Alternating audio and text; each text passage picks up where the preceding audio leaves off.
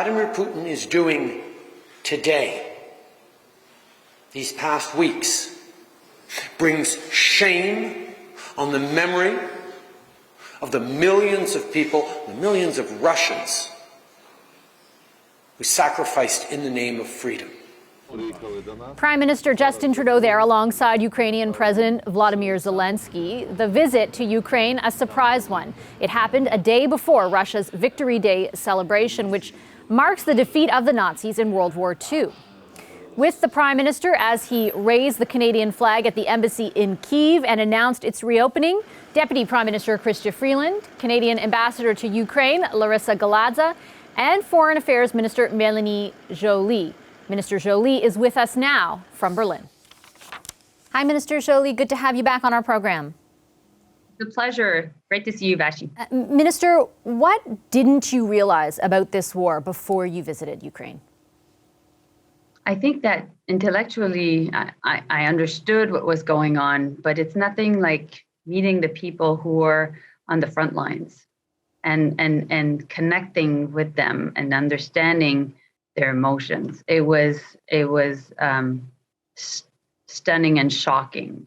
And at the same time, there's so much great resilience shown by the people of Ukraine, from the mayor of Irpin, who helped evacuate 50,000 people of his city, to the president, Vladimir Zelensky himself, who's shown great, tremendous leadership in this entire unjustifiable invasion by Russia.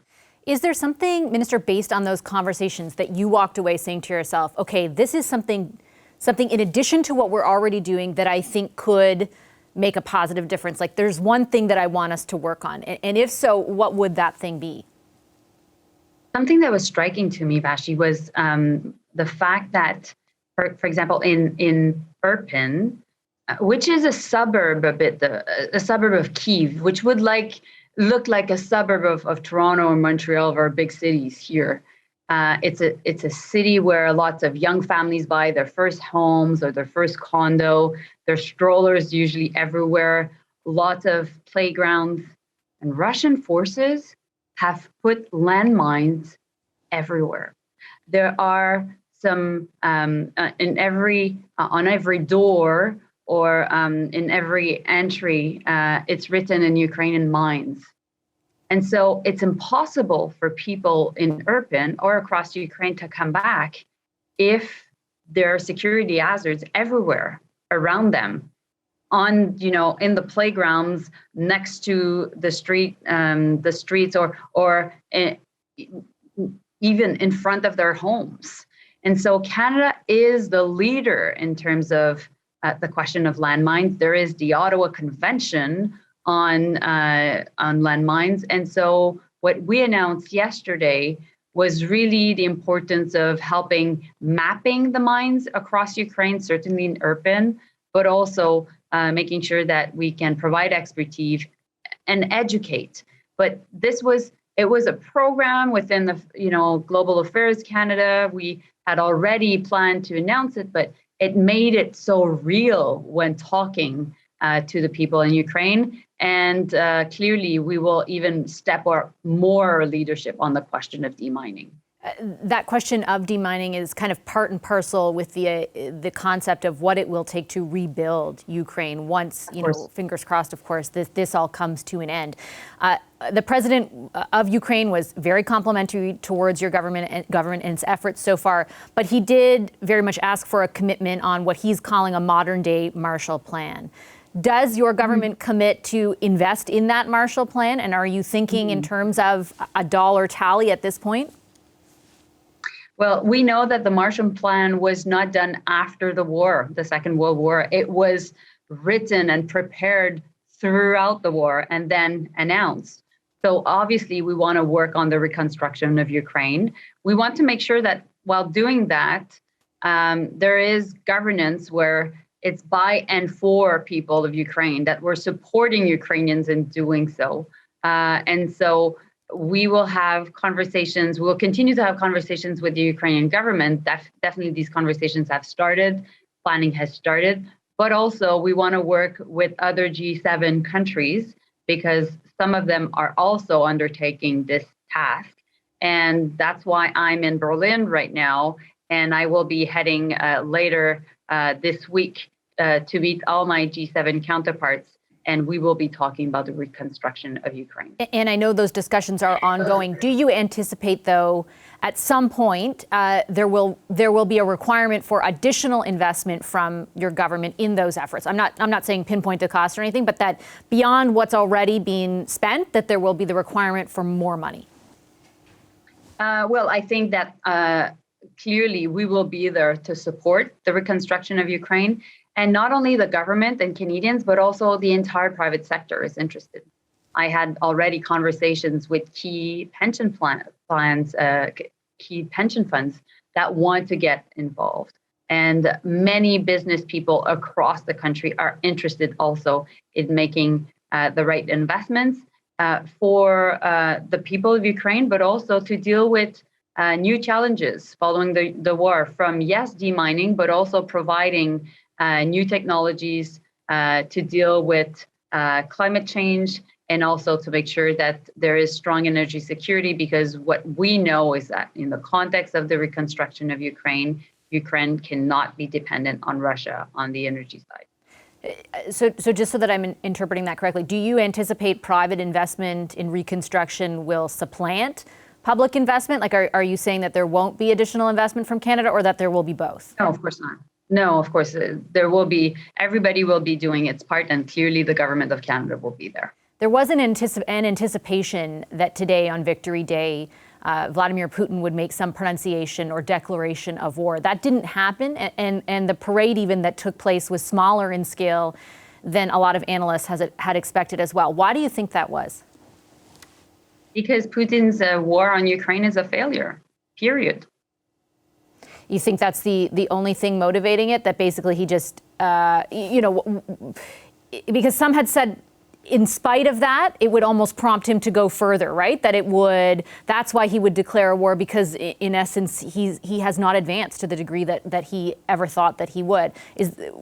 Can you expand a little bit on your comments there? Well, obviously, we know that Putin thought, and his entire close guard thought, that they would invade Ukraine and people would be actually happy and welcome them with gifts and flowers. Obviously, this is not what happened, and Ukrainians have been fighting for their lives and freedom for more than 80 days at this point.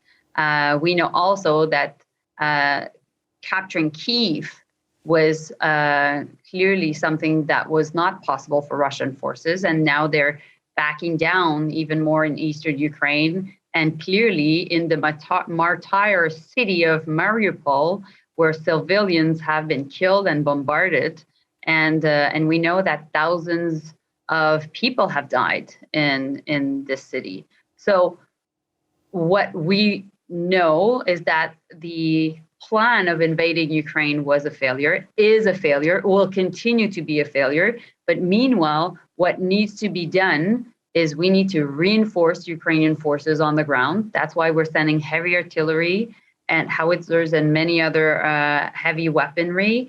That's why also we're convincing other allies to do so. That's why also we're doubling down on sanctions. We announced more sanctions because it's important to show economic coercion against the Russian regime and their elites.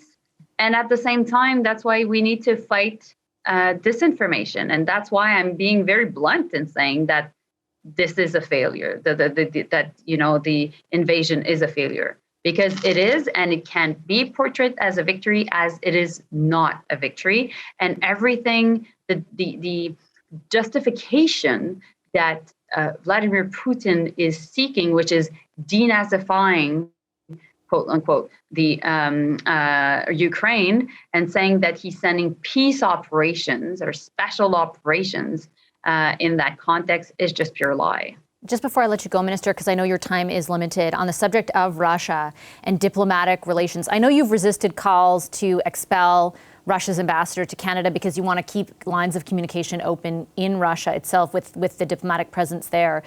Has our ambassador in Russia had any communication directly with Putin's regime since this war started? There's been communication on the part of Alison Lambert, our ambassador in Moscow. But quite frankly, what really is being done on the ground is she's in contact with the other ambassadors from the G7 that are all there, because Americans have more than 100 people in Moscow. French and Germans are around that number as well. And Italy and European Union and Japan are all there as well. So Canada has a representation, but we need to make sure also that we can continue to have that representation, as we know that the numbers of diplomats from Canada and Moscow is way lower than the countries I've just mentioned. And when's the last time you spoke to Russia's ambassador to Canada, and what did you tell him when you did speak with him?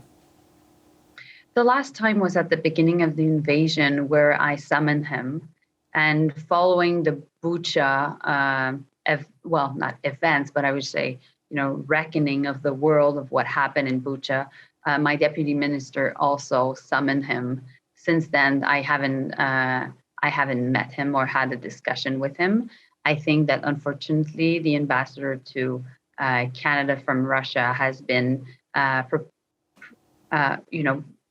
providing propaganda to the Canadian public, and that is extremely problematic. Is it reason for you to do something about it? Are you reconsidering keeping his presence here? Well, we know that there's always reciprocity between two jurisdictions. So we want to make sure that we have a presence in Moscow, which then conducts our decision of having a representation of Russians in Ottawa. That being said, we know that the Canadian public is able to see through the lies of Vladimir Putin, and we will always counter any form of disinformation. Thank you, Minister. Safe travels. Thank you. Take good care. Hi, I'm Vashi Capellos, host of Power in Politics. See more of our show by subscribing to the CBC News channel or click the link for another video.